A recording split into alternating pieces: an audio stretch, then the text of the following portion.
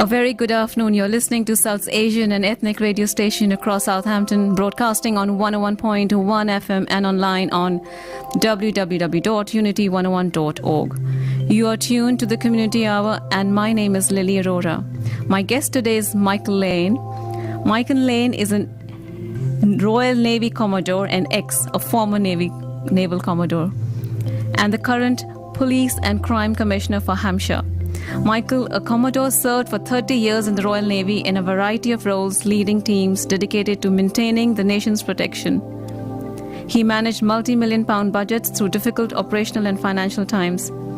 After a distinguished military and policy career, Michael took his skills and motivation to further community and public service. Michael Lane was elected as Police and Crime Commissioner.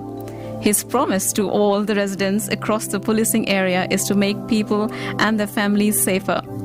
We will talk about that a bit later on in this show, but first let's find out what life events shaped him to be the person he is today. Welcome, Michael. How are you doing? Thank you very much, Lily. I'm glad to be here and looking forward to being interrogated about my life and letting people share something of that story.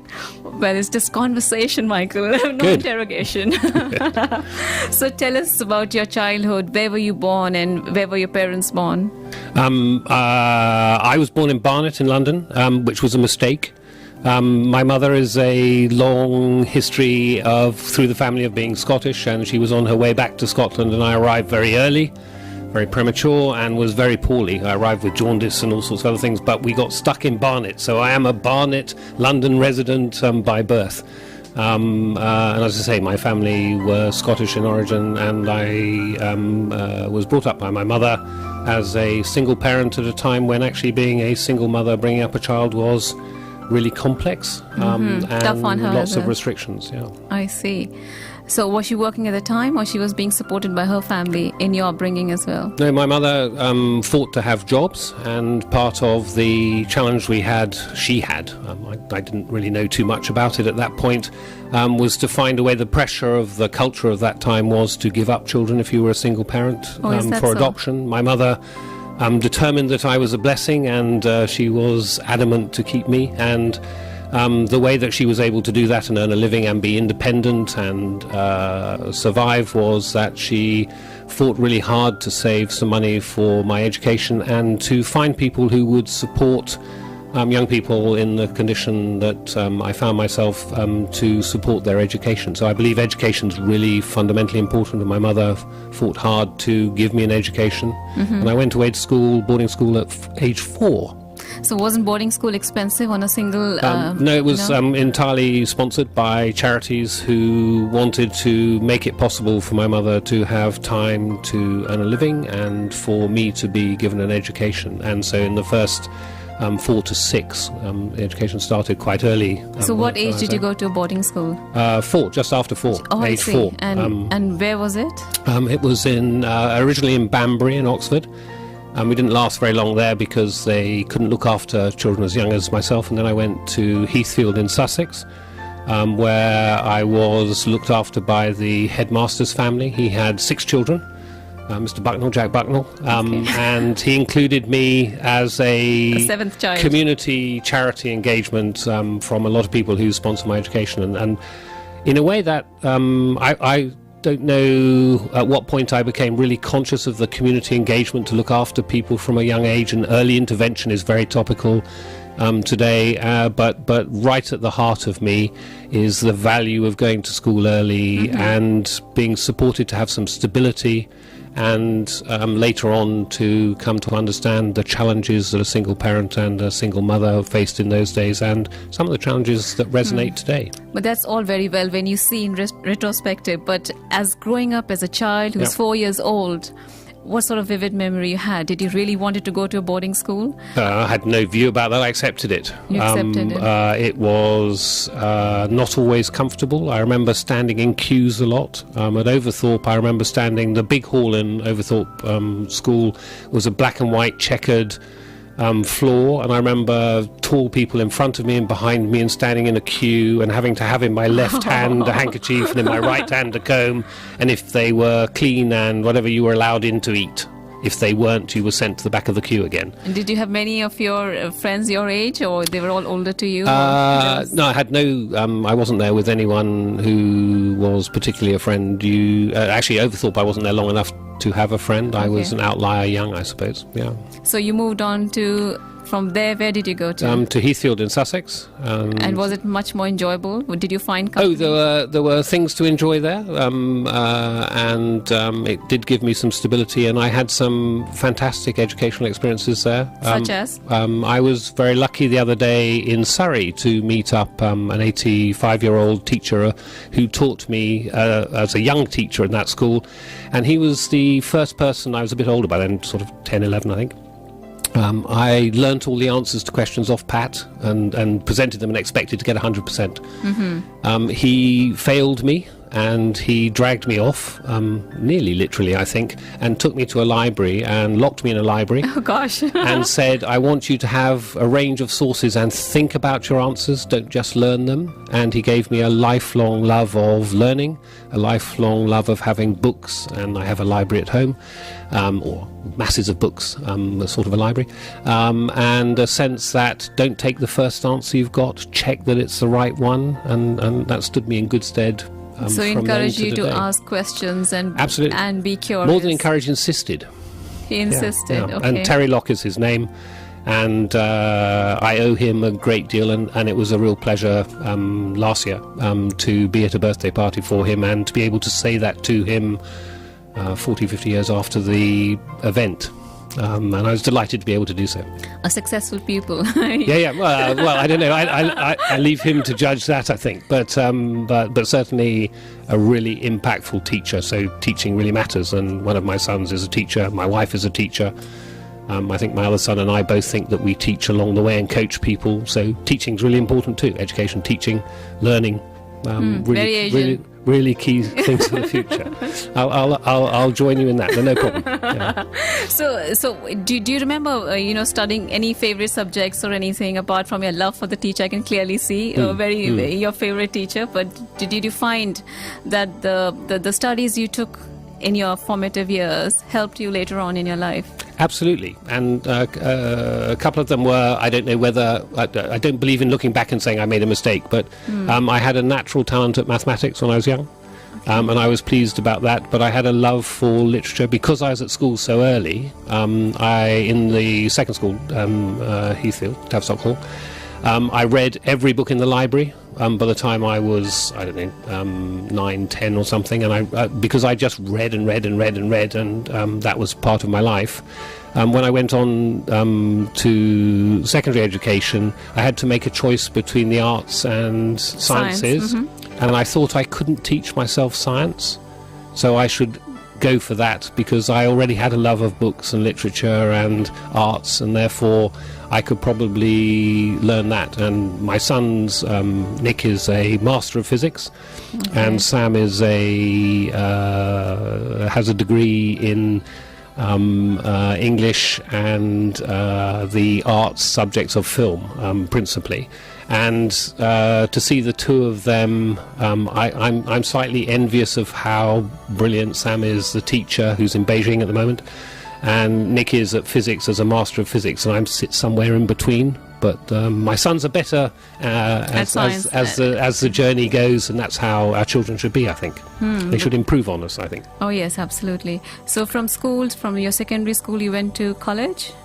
I was lucky to go on to college, and again, I was lucky to be sponsored by a firm in Derby. Again, I needed to compete for scholarships and sponsorship. My mother couldn't afford to send me, but she contributed to it, and it took her a surprising number of years to pay off a debt that she was allowed to hold for a while, and the school was really kind about that to her.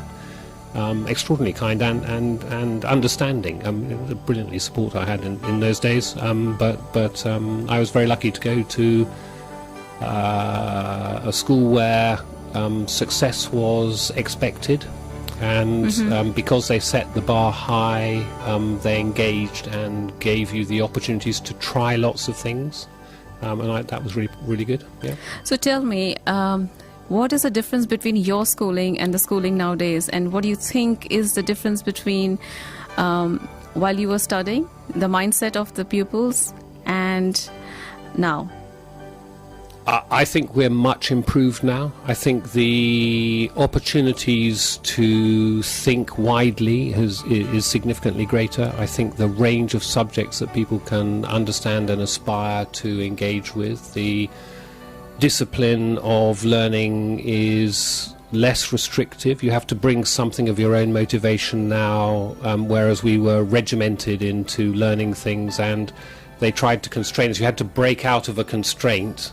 Now I think you have to find a focus and an ambition to have something to aim for, to be delighted in, to want to learn, as well as finding the base level of understanding across the subjects that help us be citizens later. But the problem with this is that there are less researchers in pure sciences. I think that is a risk. I think we probably need to, well, certainly, I'll get off the fence. We certainly need to restore the balance to understand the skills in manufacturing, the skills in science, the skills that will fit us for the future, and give us that engagement and that ability and that delight in it. And there are countries in the world that have done really well in resetting that. I was in Singapore before and after a major shift and purpose of modernising the whole of Singapore in terms of its educational system. I've seen some of the changes. So what key points did you take away from the Singapore, clearly successful and in terms of research and studies? I think I'm really lucky because I went on to university sponsored by the Navy and I studied computer science. But from your talk, I understand that you were a bright student.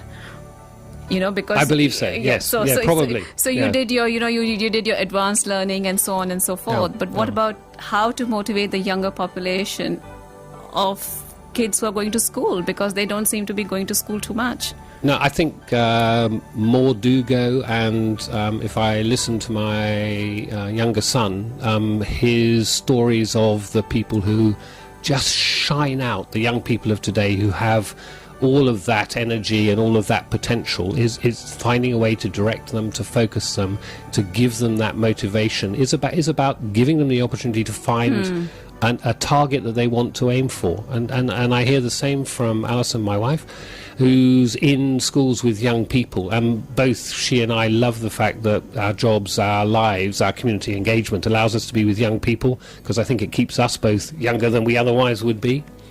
And she sees, again, young people stepping up and acting out a role or asking questions or being thoughtful about things. And I was in a school in Portsmouth the other day talking about hate crime with 10-year-olds, and a similar but slightly different story in a school in Southampton the other day with slightly older pupils. In Portsmouth, the 10-year-olds were talking about difficult context of community engagement and how to be good communities and good partners in a way that I never could age 10. No, because the school is teaching them to articulate their feelings. Yeah, absolutely. And wonderful. And then I went to a college, Itchen College, nearby, and 130, 140 students were there. And in my mind, I needed to be engaging about it because I thought they were there because they were walked in and then they walk out to something else. That's how it might have been in my day. But actually, they wanted to hear about democracy. They wanted to hear about what I was doing. They had views about what I was doing well, not so many, but things about what they'd like me to do better, things about how they didn't want to engage in some democratic processes. They wanted to do it differently. And it was a really happy couple of hours with real engagement, a real sense that they were interested and questioning and thoughtful. And if they can hold to that and focus it, those people, as they go out to employment, and the 10-year-olds as they want to be concerned about teenagers are the problem, when they'll be teenagers before they know it. But if they bring the brightness and the focus with them to the next bit, we're in a good place, I think. Okay, so not for everybody, though. Okay, so how then from that, how did you jump onto the waters? How did you get into Navy? Sort of by a mistake. My mother said to me, what was I going to do with my life when I was 16, I think. And I went off to go and join the police.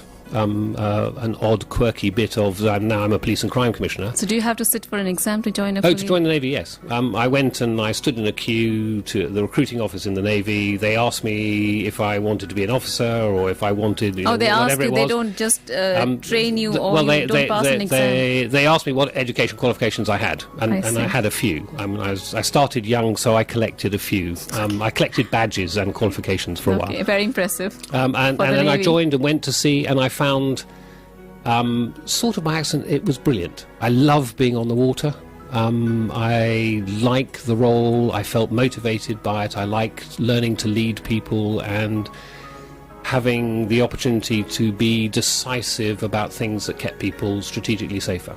And I learned some skills about logistics, about money, about policy, about prevention of risk, about people, about what happens when it goes wrong.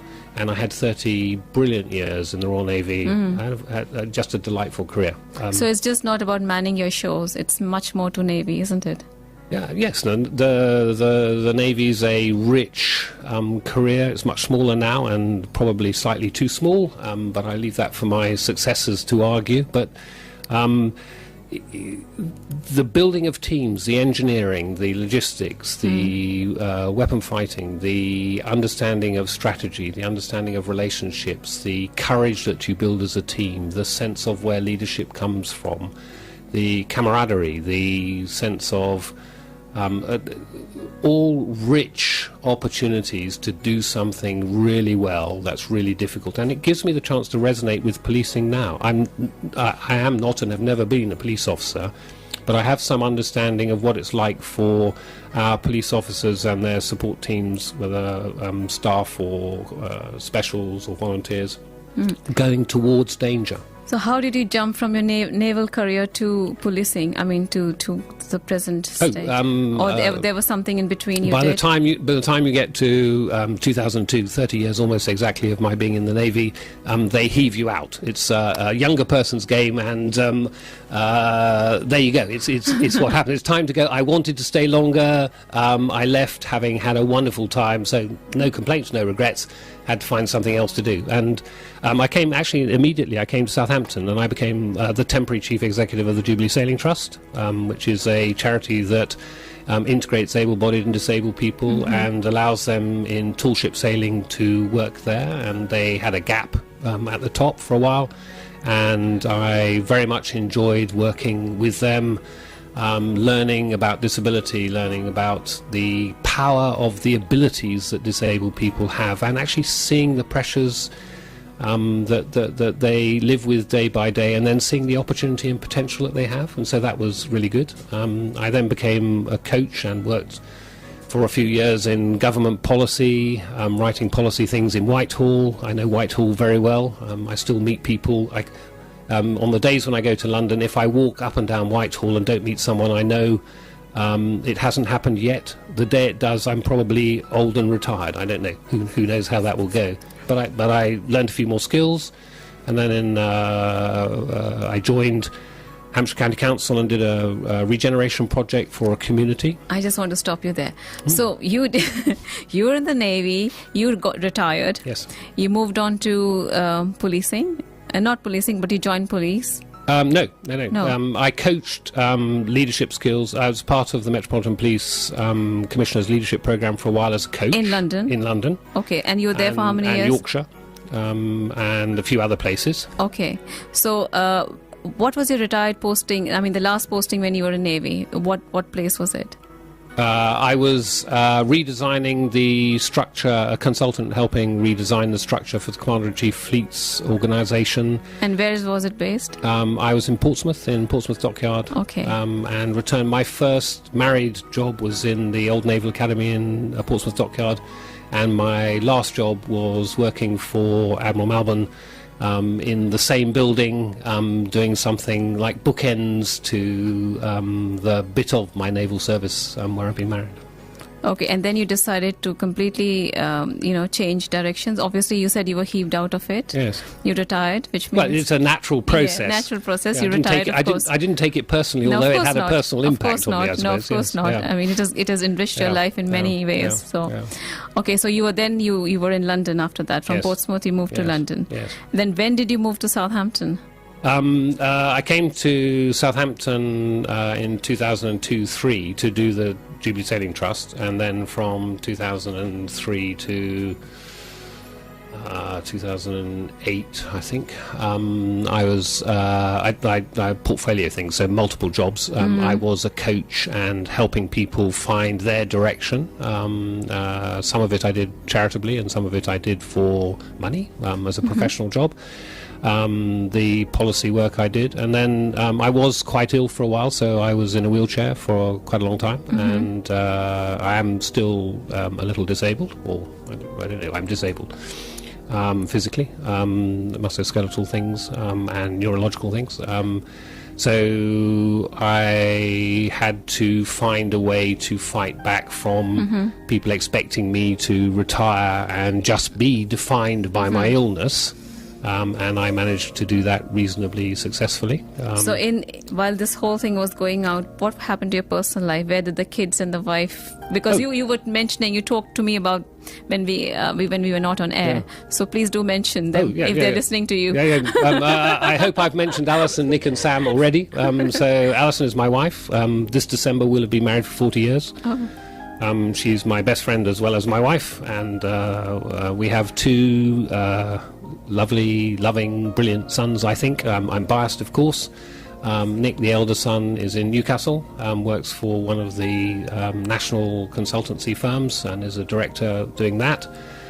He does a lot of public sector work and a lot of work that engages with our future community engagement and is motivated by that.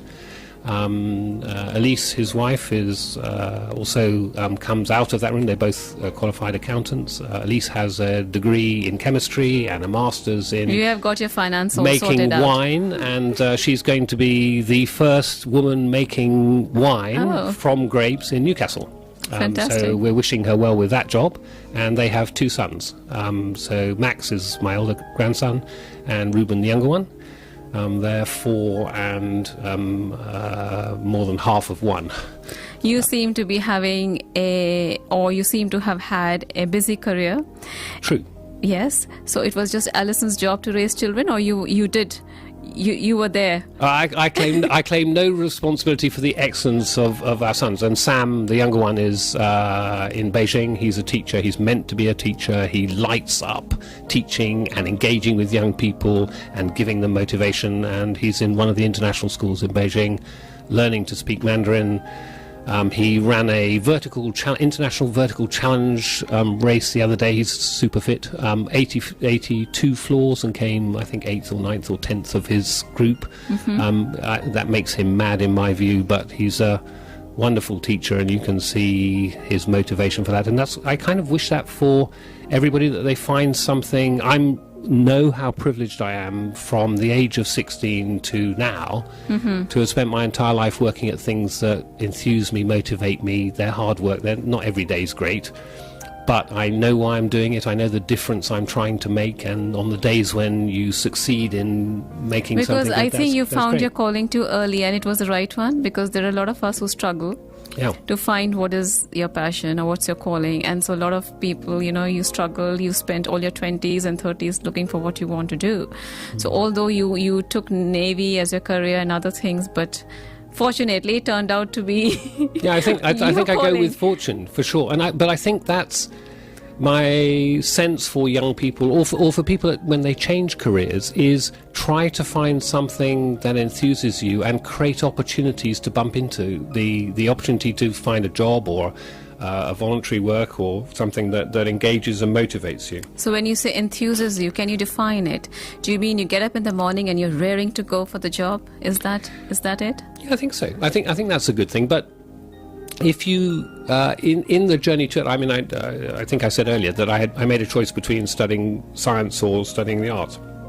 I don't know whether I made that right or wrong, but I kept open the reading and kept open the arts. When I left the Navy, I knew that there were things that I wanted to do or could do. I wanted to care for people. I wanted to engage and make a difference that kept them safer. I wanted to use the skills, the budgeting skills, the dull skills it might be, but for a good purpose. And being an accountant is good, being an engineer is good, being a scientist is good, being a lawyer is good. All of those things, whatever you end up doing, they can help you position the work and the enthusiasm that you have. If you want to be, I do a little bit of, or used to do quite a lot of conjuring, magic. And if you want to do that as a business, you need to have some sense of managing money. You need to have some sense of managing props and processes and scheduling and a way to engage in it. So if you have manufacturing, construction skills, you can make props. If you have an understanding of the science of how things work, you can delight people through that. Or if you want to repair people's bodies, the opportunity to be a doctor, to learn about the ability to learn and to learn about that science is always, even if you only end up using it as a very expert first aider, it can't be wrong to learn things like that. You appear to me as somebody who would look at a glass full, not half. You seem to be a positive person, but there may be people who are not positive, you know. I mean, there are all sorts of things going on. But I want to ask you, so what was the hardest part in your journey when you were, you know, in your naval career and now? Do you know, I've no complaint. Every time I think something's a bit hard, my life bumps into people who I just know that is harder for them. So I don't really have that. The things that stress me most, I think, are the sense of being defined by something that's not who you are. When I was in a wheelchair, people treated me massively. I was the same person. The brain that I was using to do the job was the same thing, but people treated me differently and wanted me to behave differently. I think that's a naval training motivating you and kept you as a positive person. And I think there's something in your heart. I think for everybody, if you can wake up or take a moment, breathe in, and take a moment to say, what can I do that's positive? When in really difficult times, when I feel overloaded by paperwork and process, I try to set myself to do one thing in a week or one thing a day that I've chosen to do, to try and grasp back some personal control. And I think if you breathe in, if you're really in pain, if you breathe in and breathe out and repeat and say, I can cope, it won't solve the underlying problem, but it gives you just a moment of thinking, I might be able to breathe in and out a bit more and manage the pain a bit better and take a step or take 2 steps tomorrow or 3 steps or find an ability to express something. And I think we all have that in it, and we just need the touch of someone around us sometimes to say, you're allowed to think something is difficult because it is, but you don't have to surrender to it. And I think the more people we can do that, that's why I love the job. I mean, every day I try to make a positive difference, and many days I don't much succeed, or certainly not to the level I want to succeed. But the days I do tell me, keep trying, you'll get there. Interesting. So what's your typical day like now? I get up too early. I try to do some exercise but don't do enough. If I did more exercise, it would help my body. I go to work, I chase through everything that I do. I'm supported by lots of people who help me or want me to be there or double book me or triple book me or whatever it is. I stay up too long working, but at the end of the day I retire with a clear conscience because I've actually mostly done something that's valuable and often have fun and keep going. Such as, can you build me a scenario? Because you're right now you're just telling me that, you know, you do something, it's positive. What is positive? Okay. The other day I was in a female shelter in our area, and I had to ask to be in, to be allowed to be with them. There were 20 women who'd suffered domestic abuse Some of them... So why does it come in your jurisdiction? Because I would think... my work is about lots of things beyond policing. I have a £4 million commissioning grant, give or take a bit, that I disperse every year to local charities and to groups that are trying to intervene to give people better life opportunities. Amongst those is trying to reduce domestic abuse, trying to respond to people who are living with that abuse and to find them shelters and ways to become survivors and to separate themselves from the harm and the risks that they're experiencing. And so one of the shelters that we support, I was allowed to be in, and the funding that I gave on behalf of all of you, it's taxpayers' money, it's not me giving it, but on your behalf I gave to that thing, was saving people's lives in there. And one woman, it was everything from someone who'd been beaten up 3 days before and had found their way to the shelter, to someone who'd lived with being beaten up as a normal part of her life for 40 years and had suddenly found the ability to just say, I'm allowed to try to say no. And then she found someone who helped her get to the shelter, and then she was able to reinforce, not only am I allowed to try to say no, I'm allowed to say no. And those days are pretty emotional. It's unbelievable for me to even imagine that kind of suffering a person can suffer for 40 years. And if I can, my view about the Police and Crime Commissioner, the Police and Crime Commissioner has to add value to, if I wasn't here and the team that work with me on this, if we weren't here, would it matter? And if we can make a difference for that, for youth intervention, I sponsor, again on the community's behalf, I sponsor youth intervention, youth diversion work. I sponsor the education of people about cyber risk, of intervening for all those abuses that happen in a familial way, about child sexual exploitation, which is a horror that is too great, about modern slavery, trying to intervene where people are abused. All of those things are part of my job as well, and building partnerships with others in the community. If I may be allowed to say, one of the reasons I'm fond of Unity 101 is that from here there's a voice of engagement and hope, and also a significant listening voice here to hear what's going on in the community and to share it. So on that note, I'm going to ask you a question. According to a government commission report, people from black, Asian and minority ethnic backgrounds are more likely to be jailed for some crimes than those who are white. So how, in your view, has your department tackled racial disparity?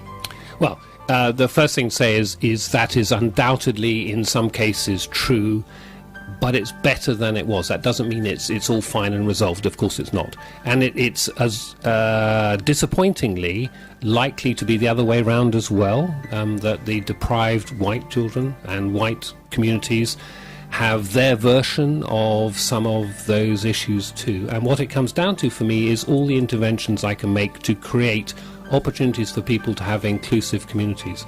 I've been now to 3 Southampton Mellors, and if you were to, any of you are listening that have been to a Mellor, know that you can walk in, anybody can walk in. You can like the food, not like the food. You can like some of the music and not some of the music.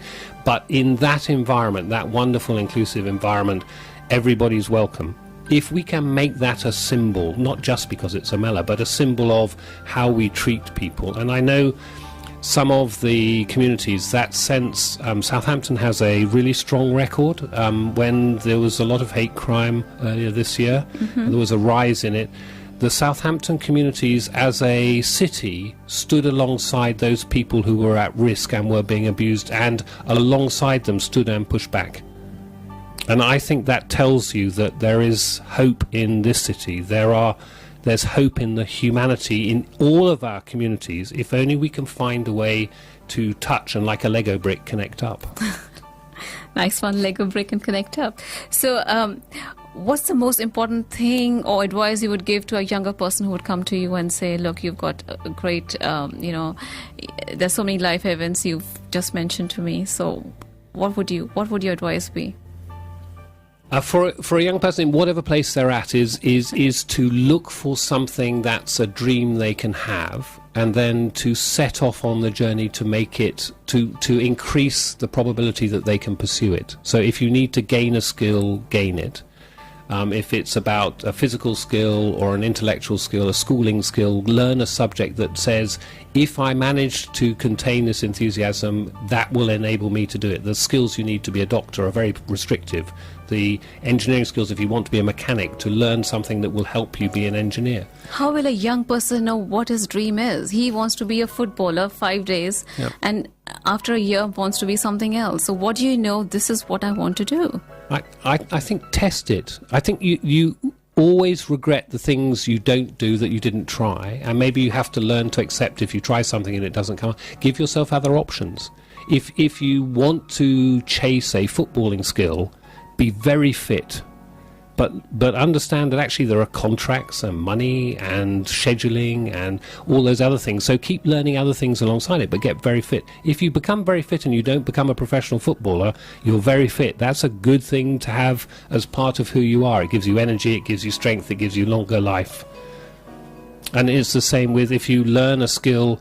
If you don't know exactly what to learn things that don't constrain and restrict you into an area that you don't know whether you like, but try a few things. Try a few things and then find out what is good for you. Yeah. Because if you learn the skills along the way, they'll help you anyways later on in your life. That's my view. But don't give up on a passion. If you, from whatever age, you know you want to do something. I knew one job I wanted in London, in Whitehall, in a particular office in Whitehall, and it took me 15 years to get there. But I tried to make sure I had the skills if ever that job was on offer and I could notice it. So that's the first thing. If that job came up ever, I knew I was trying to pay attention so that I would notice it was up and I could apply for it. And if I applied for it, I knew the skills that were necessary and hoped to have them and keep them current so that any time it came up, I would get the job. You know, Esther Ranson was on my program, and she said exactly the same thing. She said she wanted something, and then she worked very hard, and she acquired the skill to get the job she wanted. Be in no doubt, working at something is absolutely essential. And people talk about 10,000 hours, or the sense of by the time it becomes a muscle memory or a brain memory, to build that memory so that it becomes second nature and it grows. If you want to learn and remember things, learn lines, and the more you learn lines and remember them, the greater becomes your capacity because your brain adjusts to do it. The more, if you want manual dexterity, the more you practice. If you want to kick a ball in the back of a net, the more you practice. If you want to kick a ball over the hoops, listen to the sporting heroes. Which are the ones that go out and hour after hour after hour after day after day after year, they'll kick a can, they'll kick a ball. They'll learn a skill, but don't just do something. Learn how to do it. Ask someone, how do you make an improvement? Practice. Who is your hero? Who's my hero? There are so many of them. I think that's I'm really privileged that I bump into people that I admire and mentor me. It may sound slightly odd. One of my heroes is my wife. I don't know how she puts up with me, is the smart, cheap shot. But actually, she keeps going in difficult circumstances. She keeps giving love to people. She keeps putting up with the days when it's a bit difficult for me. And it's not just for me. She does it for lots of people in the community. And finally, what do you think has stayed the same about you throughout your life? I think my determination to do something of value for someone else. I think for a while I wasn't allowed to have a personal ambition, but I thought I could have one if I made it about someone else. So I'm not as much interested in me, or not much interested in me at all, really. But if I can do something positive, that's what gets me up in the morning. If I can go and try to make a difference, if I can try and help someone, if I can use my skills to gear that up into something bigger than just the effort. But my respect for the people who every day get up and care for people and get nothing for that. My respect for people who take on the jobs that nobody else wants, clearing up after people who are ill, clearing up after a phrase and the business. My respect for people who day by day suck their breath in when they start their work and go towards an emergency, whether it's fire or ambulance, or in my case very specifically the front line of policing, whether it's my colleagues in the military who go out and hopefully most days of their career they're not fighting. So, does determination change with age? And if it does, how do you keep it? Determination and courage is not inexhaustible. So I Okay. think we need mechanisms to be re-energized. So you need to train your mind? Your mind and your body. I'm quite bad at looking after my body. I need lots of help for that. I'm better You at look quite fit. I'm better at sustaining my brain. But I think we all need a moment to, if we take a deep breath because the day's hard, to have the prospect or the reality of someone who can just put a hand beneath your elbow or look supportive to you. You know, why I asked you this question was because a few days ago I was at my GP's surgery, and there was this lady sitting next to me, and she kept saying things like, "Oh, when you get to my age, it happens," and when you get, like, she was quite. So I was thinking that, what does she mean? When I get to her age, I'll be like her, like, you know, the fizz is out of my life. So how exactly do you keep the fizz up in your life? I mean, she was like, "Oh, I can't get to that. I can't do it. You get so many you get so many disease. You have this and you have that," and really she was in a very desperate situation, actually. I know it's because of illness, or she was not looking after herself. No, it's hard, isn't it? There's Yeah. no silver bullet, golden bullet, or one pill that you can take. But she was quite fine otherwise. I think the reality, I think I'm 35, and recently I've had to admit that I'm 36, 37. I'm in my mid-60s, so I'm clearly not counting the years appropriately. But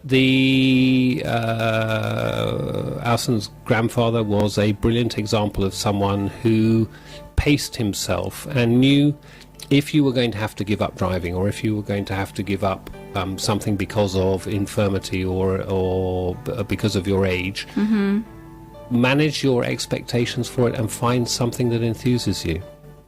If you, I've been in pain a lot of years, and pain is hard to manage some days.